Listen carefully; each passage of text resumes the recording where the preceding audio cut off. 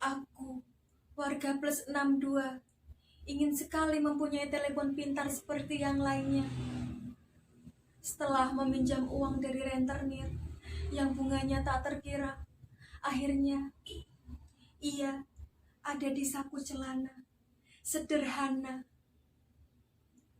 Karena cuma ingin menelpon para wakilku di sana. Bukan karena ingin komplain karena terlewat, tidak mendapat bantuan. Maaf, jiwaku tidak miskin. Bukan karena daganganku pernah dirazia. Aku menerima, patuh pada negara. Aku hanya ingin mendengar suara mereka, ingin berdiskusi. Aku rindu pada saat kampanye. Aku mencari nomor mereka. Aku tanya PRT, dia tidak punya. Aku tanya Pak Lurah, dia tidak punya. Aku tanya pada sisa poster-poster kampanye di jalan raya, dia juga tidak punya. Padahal dulu, pada saat kampanye, aku pernah membenci dan berdebat dengan saudara karena membelanya. Akhirnya, aku mendapat nomor operator namanya Tante Veronica. Operator menjawab, "Maaf, para wakil Anda beserta jajarannya sedang sibuk. Hari telah berganti, namun tiada kepastian. Sebentar lagi akan terhenti, selama berbulan-bulan terganti, bahkan semakin terombang-ambing, susah dimengerti. Dibuat bingung berita di televisi, tumpang tindih diksi antar wakil negeri. Ini bukan cuma kejadian, ini adalah sebuah pesan. Ini bukan cuma fenomena, ini sebuah surat cinta. Tuhan, sunyikan langgar dan mimbar, tempat pernah berlomba mengumbar. Tuhan, sepikan majelis, tempat pernah kafirkan yang tak bergaris. Ini lebaran tanpa jabat tangan, sebab yang sudah-sudah lupa berjabat hati. Aku hanya ingin ingatkan mereka. Kepada pengurus negara, aku ingin bertanya, kapan corona ini akan sirna? Aku taat dan patuh.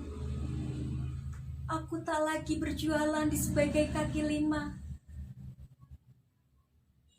Tidak seperti yang punya modal-modal besar, bisa mengundang orang berdesak-desakan berbelanja.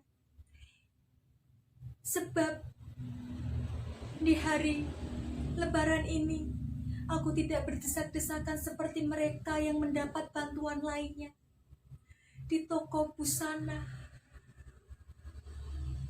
di mal-mal, bahkan di toko raya. Melihat mereka,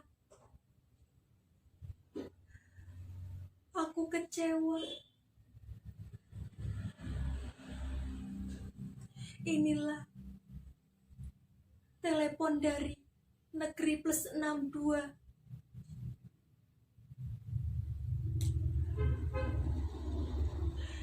Yang punya modal besar bisa leluasa, dan yang miskin hanya dianggap hama. Aku rindu pada masjid, namun hatiku patah. Aku semakin marah. Aku buka YouTube,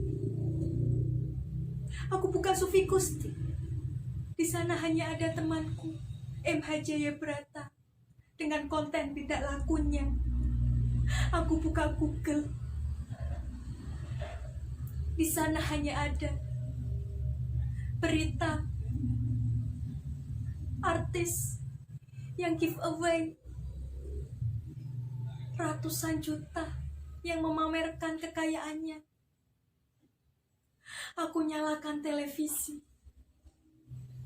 Di sana hanya ada berita artis dengan kawin cerainya. Ku getakkan HP-ku. Ku ganti sinyalnya. Di sana hanya ada foto dan video perempuan memamerkan dadanya. Ku lari ke Instagram. Di sana hanya ada perempuan memakai baju ketat, bermain TikTok dengan menjulurkan lidahnya. Aduh duduh, Herobana. Ku ambil lagi telepon pintarku. Ku marahi. Kamu tidak pintar. Kamu bodoh. Kalau kamu pintar, kamu pasti bisa menyambungkanku dengan kepastian kapan pandemik ini akan sirna. 4 bulan aku tidak kerja.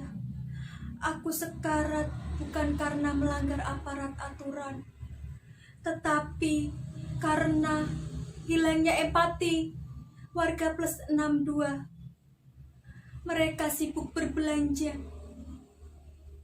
masih menggerutu. Tiba-tiba sebuah panggilan telepon tiba-tiba berdering. Ku angkat dan ku jawab. Apa ini sudah waktunya? Harus sekarang terjadi. Seberkas cahaya sudah ada di sampingku. Ia menarik ke sebuah jalan, dan sosok itu berkata, ia tidak pernah mengecewakanmu. Jika berjanjilah tepati, kembalilah padanya sebelum pergi.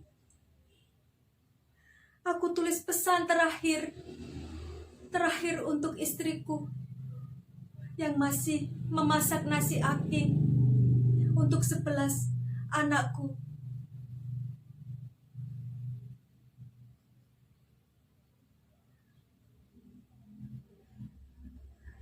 Mohon maaf lahir batin, Mae. Selamat Lebaran tanpa Pae. Di balik kertas ini ada nomor wakil kita. Teleponlah jika tanpa Pae kalian kelaparan. Waktu itu kita sekeluarga memilihnya. Coba lagi, semoga beruntung.